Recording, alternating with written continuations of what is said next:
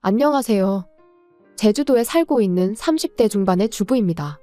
이렇게 표현하면 이상하게 들릴지 모르겠지만 오늘 저희 남편이 드디어 각성을 했거든요. 그래서 너무 기뻐서 얘기를 좀 해보려고요. 저희 남편은 3남 1녀 중 둘째로 서울에서 나고 자랐습니다. 하지만 성장 환경을 들여다보자면 그렇게 좋지만은 못했던 것 같아요. 장남인 아주버님에게 치이고 동생들한테는 동생들이란 이유로 양보하며 자랐거든요. 그래서 남들 다 가는 대학도 못 간 거고요. 그런데 정작 시부모님은 그런 저희 남편을 안쓰럽게 여기시긴커녕 대학도 못 간 놈이라며 차별을 하시기 일쑤시지요. 그나마 남편 성격이 긍정적이라서 시부모님의 그런 괄시에도 불구하고 자기가 잘 풀렸으니 다 된 거 아니냐는데, 저는 제가 직접 겪은 일이 아닌데도 그 일을 생각하면 속상해서 말도 못해요. 남편도 말은 안 하지만 얼마나 섭섭했을까 싶고. 아무튼 남편이 대학 대신 선택한 건 기술이었어요. 그리고 그렇게 젊어서 배워둔 기술을 기반으로 저희 부부가 제주도에서 정착할 수 있었죠.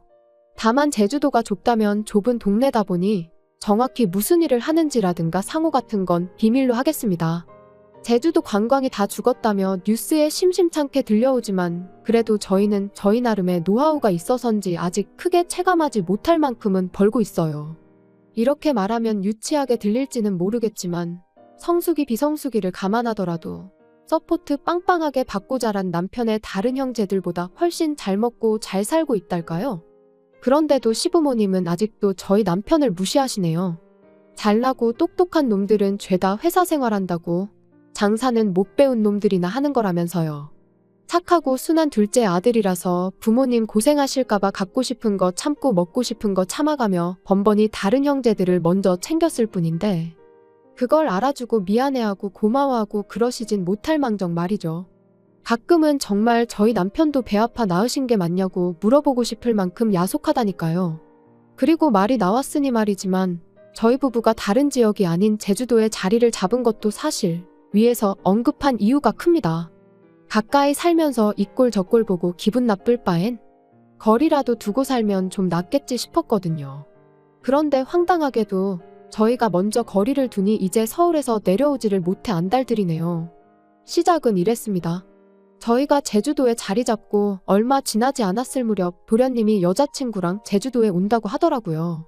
그러면서 제주도 구경 좀 시켜달라는데 솔직히 전 그런 도련님의 태도가 탐탁치 않았어요.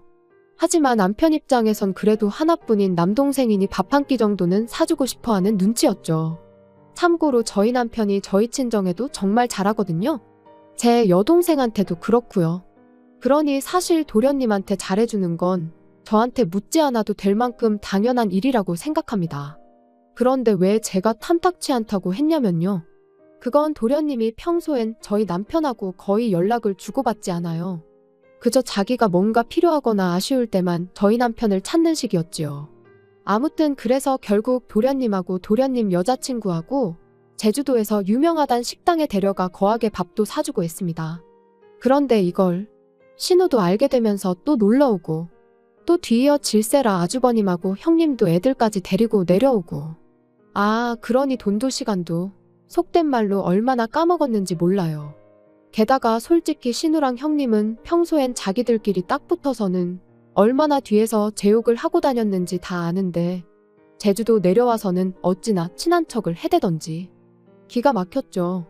게다가 처음 내려왔을 때 한번 잘해줬더니 그게 응당 당연한 거라고 생각한 건지 이후로 툭하면 무슨 통보하듯 제주도 간다 누구랑 간다 해가며 연락을 해오는 거예요.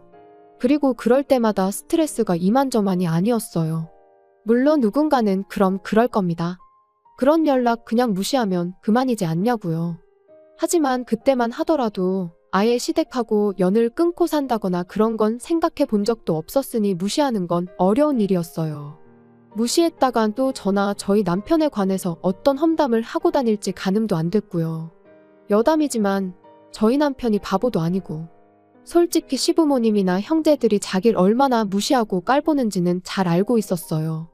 하지만 그렇다고 자식이 부모를 모른 채 할 수 있냐, 형제를 버릴 수가 있냐 하는 사람이었습니다. 그리고 그래 다 좋다 치자고요. 같이 육지에 살았어도 한 달에 한 번은 만나서 밥 먹을 수도 있고 그럼 저희가 살 수도 있는 거니까 그렇게 생각하면 제주도에 왔다는데 밥 한 끼 사주는 거 어려운 일이 아닐 수도 있죠. 하지만 일단 신우부터 얘기하자면 누가 좋아한다고 그렇게 툭하면 형님을 헐뜯으며 제 환심을 사려고 했어요. 그리고 돈이 어디서 나는지 허구한 날 자기 친구들이라며 같이 내려와서는 재워달라는데 그럴 때마다 시부모님은 그럼 여자애를 밖으로 돌릴 거냐 하시며 재워주라 하셨죠. 그리고 형님이라고 별반 다르지 않았어요. 저는 애가 없어서 그런지는 모르겠지만 툭하면 유치원 인맥이라면서 그렇게 애엄마들하고 내려왔거든요. 그리고는 누가 묻지도 않았는데 한다는 소리가 저 언니는 남편이 무슨 사업을 한다, 저 언니는 남편이 어디 회사를 다닌다. 마치 저한테 자기가 그런 여자들과 어울리는 게 대단한 일인 것 마냥 의시되면서요. 게다가 제가 보기엔 솔직히 어떻게든 그 여자들한테 잘 보이고 싶어 혈안이 된 것 같았는데 막말로 기고 싶으면 자기나 기면 되지 저랑 저희 남편까지 무슨 그 사람들 시중이라도 들어줘야 하는 것 마냥 이것저것 요구를 해대더라니까요. 그래서 결국 그 말도 안 되는 뒤치다꺼리를 1년 정도 하다가 남편한테 더는 못 해먹겠다고 했습니다. 이러려고 제주도 내려온 거 아니라고? 이럴 거 같으면 다 정리하고 다시 서울 가자고요. 그랬더니 남편이 미안하다면서 자기가 이제 못 오게 하겠다는 거예요. 하지만 남편 성격에 딱 부러지게 말을 못할 것 같고 또 남편이 욕먹는 것보단 차라리 제가 먹는 게 낫겠다 싶었죠.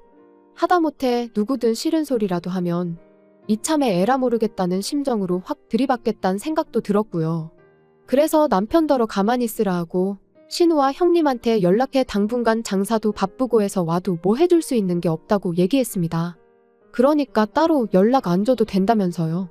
그랬더니 이건 뭐 알겠다는 말 한마디 없이 두 사람 다 더는 연락이 없더라고요.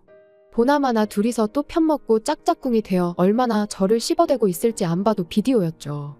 그러다 얼마 전이었어요. 저희 어머니 생신이기도 해서 서울에 올라갔다가 시댁에 들렸는데 어째서인지 아주버님이 와 계시더라고요. 그리고는 저희를 보더니 말도 안 되는 하소연을 늘어놓기 시작했습니다. 며칠 전 형님하고 싸웠는데 일이 커져서 별것까지 하게 됐다는 거예요. 부부싸움을 얼마나 크게 했길래 별것이기나 하냐 물었습니다. 그랬더니 따지고 보면 다 저희 때문이라면서 이야기를 하는데 듣자 하니 형님이 얼마 전부터 그렇게 제주도에 내려가서 살자고 조르더랍니다. 서울살이가 갑갑하다면서요. 그리고 저는 그 이유를 좀 알 것 같았어요. 아주버님이 재택근무를 시작했거든요. 사실 저랑 남편은 아주버님과 형님에 비하면 정말 사이좋은 부부예요. 하지만 그런 저희도 매일같이 붙어 지내다 보면 별거 아닌 일로 서로 감정이 상하기도 하고 다투기도 하지요. 그런데 아주버님네랑 형님은 성향이 정말 달라요. 예민한 아주버님에 비해 형님은 만사가 느리고 게으르고 게다가 아주버님은 남자치곤 잔소리도 많고 앓는 소리 죽는 소리도 입에 달고 사는 사람이다 보니 형님의 그런 꼴을 그냥 보고만 있었을 것 같지 않거든요. 참고로 물론 아주버님은 이런 이야기는 쏙 빼놓고 했지만요. 아무튼 아주버님은 뜬금없이 무슨 제주도냐고 안 된다고 했답니다. 회사는 어떡하냐면서요.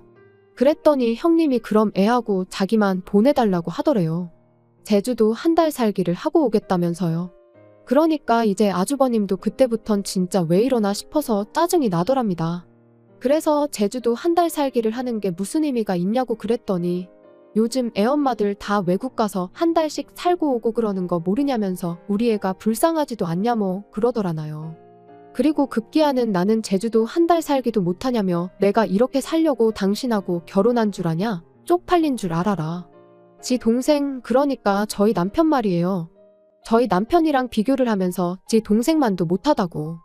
그까짓 대학 좋은데 나온 게 다 무슨 소용이냐. 돈도 쥐똥만큼 벌어오면서. 그리고는 가서 막노동을 하든 대리를 하든 돈 더 벌어오라고. 그래서 나랑 애도 제주도 한 달 살기라도 좀 해보게 돈 좀 벌어오라고 보채더라는데. 듣는 내내 황당했죠. 그리곤 짐작이지만 맨날 유치원 인맥이니 어쩌니 해가며 돈 많은 언니들 시녀짓을 자진해서 하고 다니더니 허파에 바람이 들어도 단단히 들었구나 싶었고요. 그런데 이후로 이야기가 이상한 방향으로 흘러갔습니다. 아주버님은 계속해서 한참 동안 하소연을 이어가더니 따지고 보면 저희도 잘못이 있대요. 저희가 처음부터 서울에 살았으면 되는데 유난스럽게 제주도에 내려가서 이런 일이 생긴 거라며. 막말로 비빌 언덕이 있으니까 형님이 그런 생각을 하는 거 아니겠냐입니다. 그리고는 제주도에 자기네가 왔건 말건 저희가 아는 척을 해주지 말았어야 한다는데 돈은 돈대로 쓰고 욕은 욕대로 먹으니 저도 더는 참을 수가 없었죠. 누가 제주도에 좀 와달라고 사정을 한 것도 아닌데 괜히 와서는 사람 시간이며 돈이며 다 쓰게 할 땐 언제고 고맙다는 말은 고사하고 그런 식으로 나오면 안 되는 거 아니냐. 부부싸움에서 속상한 건 알겠는데 엄한 데다 화풀이 하지 마셔라. 보기 안 좋다. 그랬더니 자기도 더는 할 말이 없었는지 자기가 예민해져서 말이 좀 심했다며 미안하다대요. 그래서 저도 더는 말 안 하고 그냥 알겠다고 했어요. 그리고 앞으로는 아주버님 입장 생각해서 아주버님이랑 형님이 제주도에 같이 오시게 되든 형님만 오시게 되든 적당히 선도 긋겠다고 했지요. 집에 올라오는 길 남편이 저더러 속이 다 시원했다면서 고맙답니다. 자기도 듣는 내내 열받아 죽는 줄 알았다면서요. 다만 자기는 한 번도 형한테 대드는 건 생각해 본 적이 없었다면서 한다는 말이 자기 형이 저한테 사과를 할 줄은 몰랐대요. 그리고는 앞으로 자기도 할 말은 하고 살아야겠다길래 그러라고 기죽어 살 필요 없다고 했지요. 그리고 이후로 한동안 조용했는데 오늘 아버님한테 벼랑간 연락이 왔어요. 그리고는 대뜸 저희더러 제사를 가져가랍니다. 생각지도 못한 말씀에 저희가 왜요 했더니 저희가 잘못이 크다나요. 참고로 원래 제사는 큰아버님 댁에서 지내셨습니다. 그런데 올해 초 큰어머님이 돌아가시면서 이번 추석부터는 저희 어머님이 받아서 지내시기로 되어 있었거든요. 그런데 아버님 말씀이 아주버님 일로 어머님이 스트레스를 너무 받으셔서 힘이 없다고 하신답니다. 그러니 저희가 해야 한다나요? 황당해서 설령 저희가 제사를 가져간다 치면 매년 명절 때마다 어떻게 가족들이 모이냐고 했어요. 그랬더니 그거야 다 같이 제주도로 내려가면 된다면서 내려간 김에 제사도 지내고 관광도 하고 그러면 되니까 걱정하지 말랍니다. 그리고는 비행기표는 돈 잘 버는 저희가 사서 보내주면 되는 거고 잠이야 저희 집에서 자면 되는데 뭐가 걱정이냐고요. 그리고 그제서야 아차 정신이 번쩍 들었죠. 제사를 가져오는 걸로 끝날 일이 아니구나 싶어서요. 그래서 저도 그게 무슨 말씀이시냐 왔다 갔다 하시는 거 다 알아서 하셔야 한다. 그리고 오셔도 재워드릴 수도 없으니 그런 기대는 마셔라 했습니다. 아주버님네 챙겨줬다가 얼마나 욕을 먹었는데 저희가 미쳤다고 또 그 짓을 하겠냐고요. 그랬더니 저희더러 부모 형제 다 버리고 제주도까지 내려가서 살 때는 이만한 각오도 없었냐는데 솔직히 말이 좋아 이 꼴 저 꼴 보기 싫어 떠나온 거지 사실 쫓겨난 거나 다름없다고 생각합니다. 부모님이 잘해주시고 형제들과 사이가 좋았으면 굳이 뭐 한다고 연고도 없는 제주도까지 내려와서 지낼 생각을 했겠어요. 그리고 그때 밖에서 일을 보고 들어온 남편이 저더러 누구냐고 묻길래 아버님이랑 통화 중인데 미치겠다고 그러니까 자기가 통화하겠다며 핸드폰을 달라고 하더라고요. 그래서 핸드폰 넘기고 전 애꿎은 머리만 쥐어싸매고 있었어요. 남편은 한참 동안 아무 말 없이 아버님의 이야기를 듣고만 있었습니다. 핸드폰 너머로 종종 아버님의 고함 소리가 새어나오긴 했지만 정확히 무슨 말씀을 하시는진 들리지 않대요. 그리고 그렇게 얼마나 시간이 흘렀을까. 남편이 나지막한 목소리로 아버지 하고 한마디 하더니 이제 그만 자기 좀 놔달라고 하는 겁니다.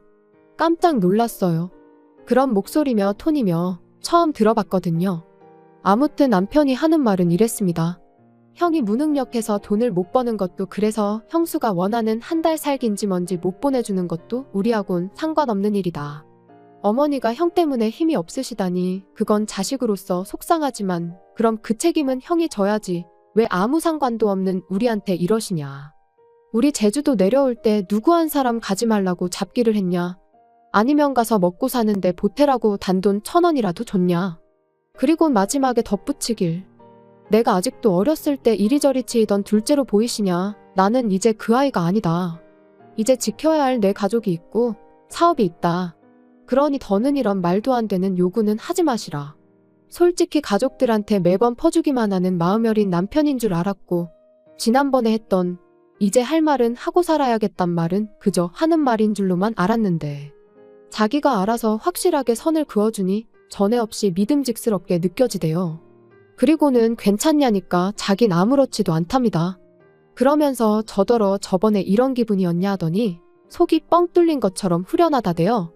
그리고는 진작에 자기가 이리저리 끌려다니지 않았으면 제가 그렇게 고생할 일도 없었을 텐데 미안하다고요.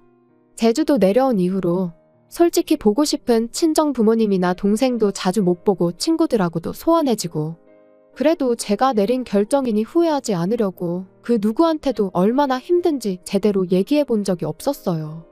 하지만 오늘 남편의 강단 있는 모습을 보니 너무 많이 재지 않고 남편 하나만 보고 내려온 제 결정이 옳았다는 확신이 듭니다. 그래서 앞으로도 남편이 하는 말과 가는 길은 믿어 의심치 않고 따라줄 거예요.